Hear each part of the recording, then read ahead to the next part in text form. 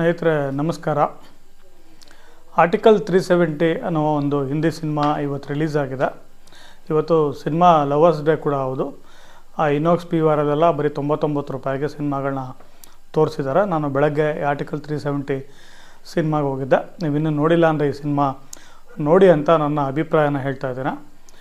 ನಮ್ಮ ದೇಶದ ಸ್ವಾತಂತ್ರ್ಯ ನಂತರ ಜಮ್ಮು ಕಾಶ್ಮೀರಕ್ಕೆ ಒಂದು ವಿಶೇಷ ಸ್ಥಾನಮಾನವನ್ನು ಸಂವಿಧಾನದ ಅಡಿಯಲ್ಲಿ ನೀಡಲಾಗುತ್ತೆ. ಆರ್ಟಿಕಲ್ 370 ಒಂದು ಇದನ್ನು ಮಾಡಿಬಿಟ್ಟು ಅದು ಆಗಸ್ಟ್ 5ನೇ ತಾರೀಕು 2019ನಲ್ಲಿ ರದ್ದಾಗುತ್ತೆ.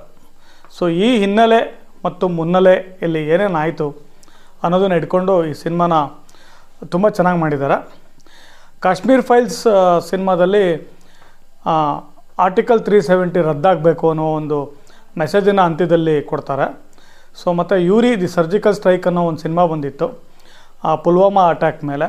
ಈ ಎಲ್ಲ ಇದನ್ನು ಹಿಡ್ಕೊಂಡು ನೋಡಿದಾಗ ಈ ಸಿನಿಮಾ ಬಹಳ ಪ್ರಮುಖವಾದದ್ದು ಅಂತ ಅನಿಸುತ್ತೆ.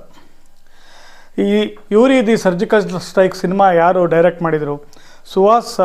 ಆದಿತ್ಯ ಸುಹಾಸ್ ಜಂಬಾಲೆ ಅನ್ನೋರೇ ಈ ಸಿನಿಮಾನ ಅವರು ನ್ಯಾಷನಲ್ ಅವಾರ್ಡಿ ಯೂರಿ ಫಿಲಮ್ಗೆ ತೊಗೊಂಡಿದ್ರು. ಅವರು ಈ ಸಿನಿಮಾನ ನಿರ್ದೇಶನ ಮಾಡಿದ್ದಾರೆ.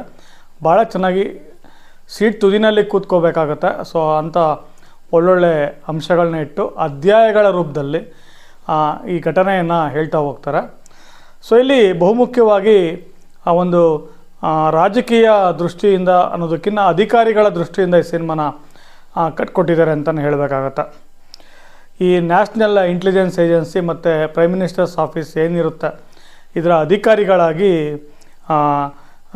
ಇವರು ಜೂನಿ ಅಕ್ಸರ್ ಅನ್ನೋ ಒಂದು ಪಾತ್ರನ ಯಾಮಿ ಗೌತಮ್ ಅವರು ಭಾಳ ಚೆನ್ನಾಗಿ ಮಾಡಿದ್ದಾರೆ. ಮಿಸ್ ಮಾಡ್ದಲ್ಲೇ ನೀವು ನೋಡಲೇಬೇಕು. ಟ್ರಮೆಂಡಸ್ ಆಗಿದೆ ಅವ್ರ ಆ್ಯಕ್ಟಿಂಗು. PMO ಆಫೀಸ್ ಕಾರ್ಯದರ್ಶಿಯಾಗಿ ರಾಜೇಶ್ವರಿ ಸ್ವಾಮಿನಾಥನ್ ಅನ್ನೋ ಪಾತ್ರವನ್ನು ಪ್ರಿಯಾಮಣಿಯವರು ಮಾಡಿದ್ದಾರೆ. ಆಮೇಲೆ CRPF ಯೋಧರ ಒಂದು ಇದು ಕೆಲಸ ಮಾಡಿದೆ ಈ ನಿಟ್ಟಿನಲ್ಲಿ. ಅವರ ಒಂದು ಯಶ್ ಚೌಹಾಣ್ ಅನ್ನೋ ಪಾತ್ರದಲ್ಲಿ ವೈಭವ್ ತತ್ವವಾಡಿ ಅನ್ನೋರು ಭಾಳ ಗಮನ ಸೆಳೀತಾರೆ. ಇವೆಲ್ಲ ಅಂಶಗಳನ್ನ ಇಟ್ಕೊಂಡು ಆಮೇಲೆ ಪ್ರಧಾನಮಂತ್ರಿಗಳಾಗಿ ಇದರಲ್ಲಿ ಅರುಣ್ ಗೋವಿಲ್ ಇದ್ದಾರೆ. ಈ ಸಿನಿಮಾನ ಭಾಳ ಚೆನ್ನಾಗಿ ಕಟ್ಕೊಟ್ಟಿದ್ದಾರೆ.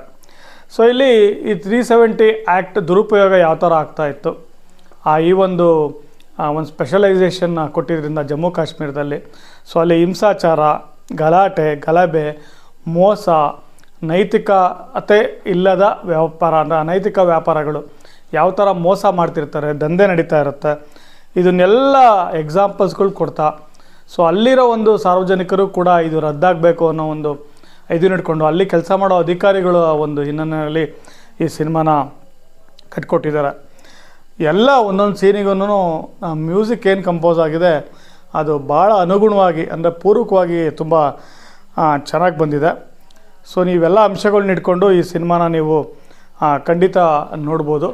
ಈ ಸಿನಿಮಾದ ಅಂತ್ಯದಲ್ಲಿ ಇತ್ತೀಚೆಗೆ ದಿನಗಳಲ್ಲಿ ಜಮ್ಮು ಕಾಶ್ಮೀರದಲ್ಲಿ ಪರಿಸ್ಥಿತಿ ಹೇಗಿದೆ, ಆರ್ಟಿಕಲ್ 370 ರದ್ದಾದ ಮೇಲೆ ಅನ್ನೋದನ್ನು ಕೂಡ ಭಾಳ ಸಮರ್ಪಕವಾಗಿ ತೋರಿಸಿದ್ದಾರೆ. ಅಲ್ಲಿ ಕೂಡ ಯಶಸ್ವಿಯಾಗಿ ಸಿನಿಮಾ ರಿಲೀಸ್ ಆಗಿ ಪ್ರದರ್ಶನ ಕಾಣ್ತಿದೆ. ಈ ನಮ್ಮ ದೇಶದ ಒಂದು ಹಿತರಕ್ಷಣಾ ದೃಷ್ಟಿಯಿಂದ ಮತ್ತು ಯಾವತ್ತಿದ್ರೂ ಕೂಡ ಜಮ್ಮು ಕಾಶ್ಮೀರ ನಮ್ಮ ದೇಶದ ಅವಿಭಾಜ್ಯ ಅಂಗ ಅನ್ನೋದನ್ನು ಕೂಡ ಹೇಳೋದಕ್ಕೆ ಈ ಸರ್ಕಾರ ತಗೊಂಡಂತಹ ಒಂದು